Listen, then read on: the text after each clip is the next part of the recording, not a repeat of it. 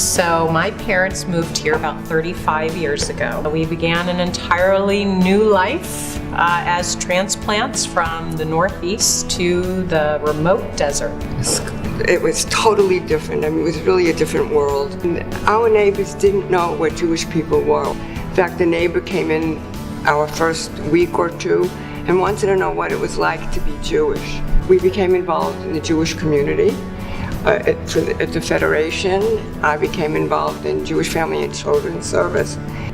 And our world was Jewish, really. Very shortly after my parents moved here, my father discovered AIPAC, and coincidentally, I actually discovered AIPAC at the same time as a college student back in Washington, D.C. I watched how one individual through this organization was able to make an impact on the world on such a large scale. It played a very important role in our lives.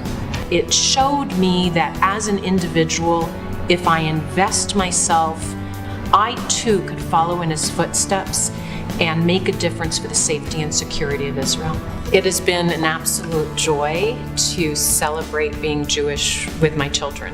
They watched, particularly their grandparents, be highly engaged and involved with meaningful Jewish philanthropy.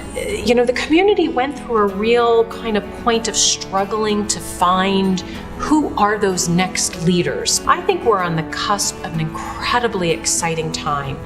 I have learned from my mother, from my father, what it means to be a leader in this community. And I also remember very clearly my father saying to me, there's so many important causes in the world, but of the Jewish causes, nobody else but the Jewish people are going to take care of these issues.